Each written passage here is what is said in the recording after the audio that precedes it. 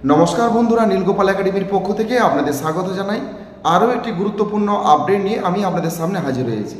বন্ধুরা এবছর অর্থাৎ 2025 সালে ফার্স্ট ফেজ থেকে ফোর ফেজের যে সমস্ত বিদ্যালয়ে আইসিটি ল্যাব রয়েছে সেই সমস্ত বিদ্যালয়ে একটি নতুন পেন ড্রাইভ প্রোভাইড করা হয়েছে।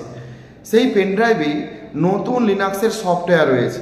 তো সেই লিনাক্স সফটওয়্যার কম্পিউটারে ইনস্টল করার পর প্রিন্টার মেশিন আর কানেক্ট করা যাচ্ছে না, কোনোরকমভাবে প্রিন্ট করা যাচ্ছে না।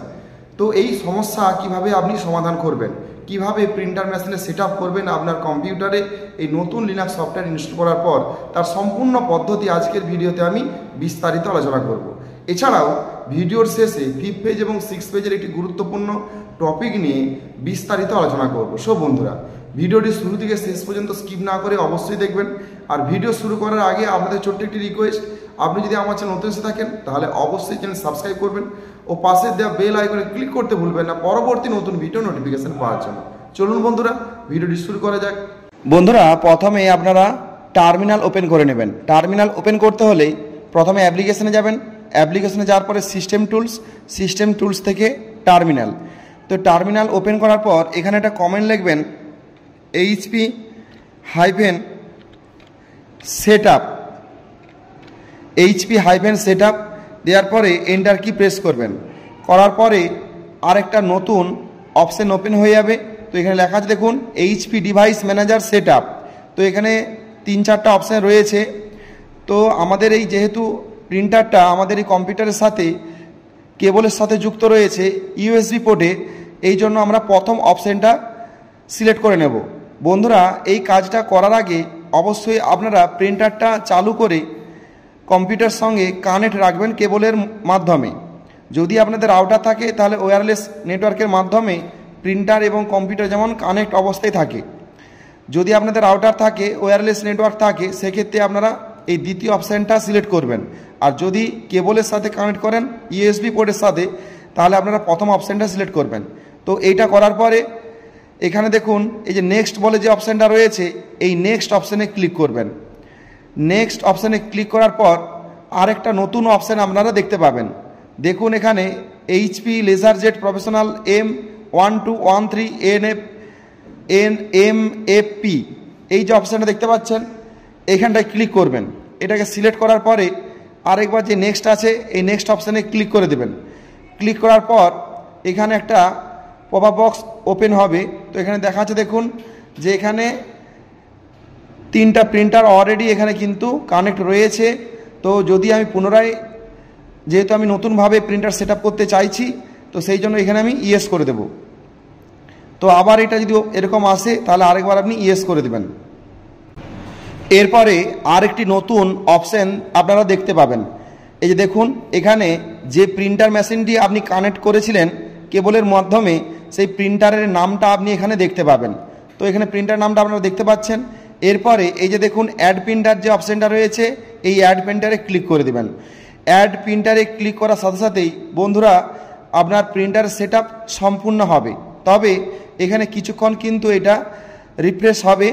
তো এরপর এটা কমপ্লিট হয়ে যাওয়ার পর আপনারা কিন্তু কম্পিউটারটিকে রিস্টার্ট করে নেবেন। কারণ রিস্টার্ট না করলে কিন্তু প্রিন্টার মেশিন কিন্তু কাজ করবে না বা কোনো পেজ প্রিন্ট হবে না। তাই এই কাজটি সম্পূর্ণ হয়ে যাওয়ার পর আপনারা অবশ্যই এই কম্পিউটারটিকে রিস্টার্ট করে নেবেন, তাহলে সব ঠিকঠাক কিন্তু কাজ করবে। এরপরে আপনি প্রিন্ট করতে পারেন। এরপরে আসি ফিফথ পেজ এবং সিক্স পেজের একটি গুরুত্বপূর্ণ বিষয় নিয়ে।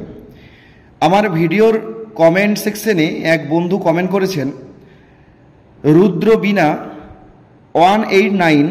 তো দুদিন আগে কমেন্ট করেছে, লিখেছে, বলছি দাদা জেডসি স্কুলে এসে ভিজিট করতে এসে বলল যে এই ফিফথ পেজের চাকরির কোনো নিশ্চয়তা নেই, গভর্নমেন্ট পোর্টালাইজেশন হবে কি না সেটা বলতে পারবো না, কোম্পানি যদি মনে করে রাখবে আর না হলে প্রজেক্ট বন্ধ করে দিতে পারে, তো কি হবে। তো বন্ধুরা এখানে একটা কথা আপনাদের বলতে পারি যে ফিফথ পেজ এবং সিক্স পেজ যেহেতু আপনারা চাকরি পেয়ে গেছেন, আপনাদের কোনোভাবেই চাকরি যাবে না, এটা আপনি 100% নিশ্চিত থাকতে পারেন। কারণ এরকম সমস্যা কিন্তু এসেছিল ফার্স্ট ফেজের, আমি আগের ভিডিওতেই আলোচনা করেছি। ফার্স্ট ফেজের কিন্তু চাকরি চলে গিয়েছিল, তাদের কিন্তু টার্মিনেশন লেটার কিন্তু প্রত্যেকের মেলে এসে গিয়েছিল এবং বলা হয়েছিল পরিষ্কারভাবে যে আপনাদের আর চাকরি থাকবে না, আপনারা যে যার বাড়ি ফিরে যান, স্কুলে আর আসতে হবে না। কিন্তু সেমন অবস্থা থেকেও কিন্তু ওনারা আন্দোলনের মধ্য দিয়ে আবার পুনরায় কিন্তু সেটাকে রিনিউয়াল করা হয়েছে এবং ওনারা পরবর্তী ক্ষেত্রে সরকারি আওতায় গভর্নমেন্ট পোর্টালাইজেশন হয়েছিল। তো আপনাদের 5 পেজ এবং 6 পেজের একটা কথাই বলতে পারি যে আপনারা চিন্তা করবেন না, আপনাদের চাকরি কারোরই যাবে না। যদি 5 বছরের মধ্যে আপনাদের গভর্নমেন্ট পোর্টালাইজেশন না হয় তাহলে অবশ্যই কিন্তু আপনাদের রিনিউয়াল হয়ে যাবে। এইভাবে রিনিউয়াল হয়ে চলতে থাকবে। আশা করি তার আগেই গভর্নমেন্টের আন্ডারে আপনারা এসে যাবেন এবং বারবার আপনাদের বলছি যে আপনারা একত্রিত হন, যেখানে যা প্রয়োজন ডকুমেন্টস জমা দেওয়ার সেখানে ডকুমেন্টস জমা দিন এবং ডেপুটেশন দিন এবং কোম্পানি যাতে পুনরায় বেতন ইনক্রিমেন্ট করে এবং যতক্ষণ আপনারা কোম্পানি আন্ডারে রয়েছেন কোম্পানি যাতে বেতন ইনক্রিমেন্ট করে এবং 5 বছর 5 ইয়ার্স কমপ্লিট হয়ে যাওয়ার পর যাতে রিনিউয়াল করে, সেই বিষয়গুলি আপনাদের ইউনিয়নে এই বিষয়গুলি কিন্তু আলোচনা করা ভীষণ রূপে প্রয়োজন আছে। বারবার বলছি ইউনিয়ন নেতা বিভিন্ন রকমের রয়েছে, অনেক ইউনিয়ন নেতা রয়েছে 1 পেজ থেকে 4 পেজের। যদি প্রয়োজন হয় আপনারা অবশ্যই তাদের সাথে কথা বলুন, কথা বলে দেখুন যে কি কি উপায় রয়েছে আপনাদের 5 ইয়ার্স কমপ্লিট হয়ে যাওয়ার পর যাতে কাজটা রিনিউয়াল করা যায়, বা কি উপায় রয়েছে যাতে দ্রুততার সাথে গভর্নমেন্ট পোর্টালাইজেশন করা যায়, সরকারি আন্ডারে আসা যায়। সেই সমস্ত উপায়গুলো আপনারা প্রত্যেকে একটু ভাবুন এবং সেইগুলো দ্রুততার সাথে কাজগুলো কমপ্লিট করার চেষ্টা করুন। কারণ চেষ্টা করবেন 2026-এর আগে যাতে সরকারিকরণ হয়। তো আমি আশা করছি যে আপনাদের অবশ্যই 2026-এর আগে সরকারিকরণ হয়ে যাবে।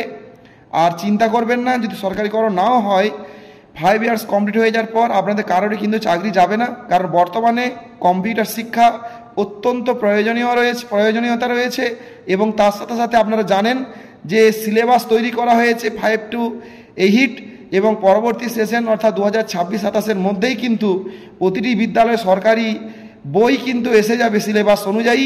তো যেহেতু সিলেবাস অনুযায়ী বই এসে যাবে তাই আপনাদের চাকরি যাবার কোনো প্রশ্নই থাকে না। তো চিন্তা করবেন না, তবে আপনারা একত্রিত হয়ে কিন্তু চেষ্টা করতে থাকুন যাতে দ্রুততার সাথে আপনারা সরকারের আন্ডারে আসতে পারেন। সো বন্ধুরা, আজ এই পর্যন্তই। দেখা হবে পরবর্তী নতুন কোনো ভিডিওতে নতুন কোনো টপিক নিয়ে। ততক্ষণ আপনারা প্রত্যেকে ভালো থাকুন, সুস্থ থাকুন। Best of luck.